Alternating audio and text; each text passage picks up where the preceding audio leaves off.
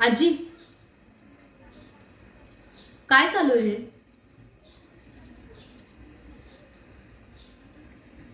अगं, या आधी सुद्धा मी तुला किती वेळा सांगितलं की माझ्या लग्नाचा विषयच काढायचा नाही.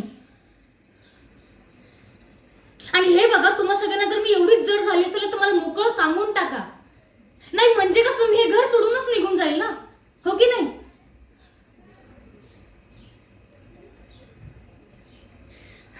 काय म्हणाला? बोला ना. आयुष्यात सोबती गरजेचा असतो. खरंच खरंच गरजेचा असतो.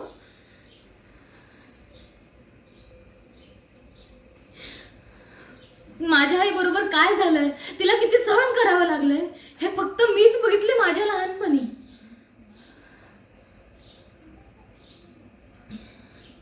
तुम्हाला माहितीये, सोबती आणि व्यसन या एकाच नाण्याच्या दोन बाजू वाटतात मला. ओ, या दोन्ही गोष्टींमुळे आपलं आयुष्य फक्त उद्ध्वस्तच होऊ शकतं. आणि फन फॅक्ट काय माहितीये का, आपल्याला माहिती असतं की ह्या सगळ्या गोष्टींमुळे आपलं आयुष्य उद्ध्वस्त होत आहे, तरी आपण या गोष्टी नाकारू नाही शकत. हो, आपल्याला ऍक्सेप्ट करावं लागतं आणि पुढे जावं लागतं. आपण ऍक्सेप्ट करून अजून त्या गोष्टीमध्ये अडकत जातो. आणि सगळ्यात मोठा प्रॉब्लेम कधी क्रिएट होतो माहितीये, जेव्हा हा सगळा प्रॉब्लेम फक्त आपल्यापर्यंत मर्यादित नाही राहत, तर आपल्या आजूबाजूच्या चार लोकांना सुद्धा या गोष्टीचा प्रॉब्लेम होतो. तेव्हा काय, तेव्हा तर आपण काहीच नाही करू शकत.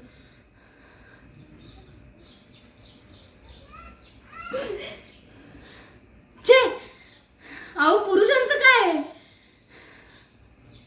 एकदा मुलगी लग्न करून घरी आली की तिला कसंही वापरायचं, तिला कसंही बोलायचं, कशीही वागणूक द्यायचं. आणि एकदा तिचा वापर करून झाला ना, तर तिला एका अडगळीच्या खोलीत फेकून द्यायचं.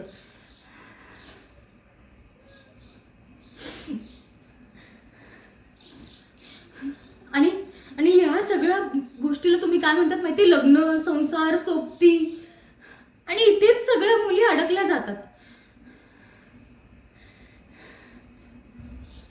आणि हे सगळं माणसांचं का फावतं माहितीये का, तुमच्यासारख्या बायकांमुळे.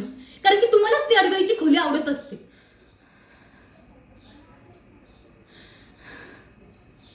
तुमचं ना पिंजऱ्यातला पक्ष्यासारखं झालं, कळतंय का? तो पिंजऱ्यातला पक्षी कसा दरवाजा उघडला ना तरी उडून नाही जाऊ शकत, कारण त्याला आतून भीती वाटत असते. तसंच तुमचं पण झालंय. तुम्ही सुद्धा बाहेर पडू नाही शकत. तुम्ही त्याच घराचा दरवाजा लावून घेतात आणि त्यालाच तुम्ही तुमचा संसार, स्वर्ग वगैरे मानतात.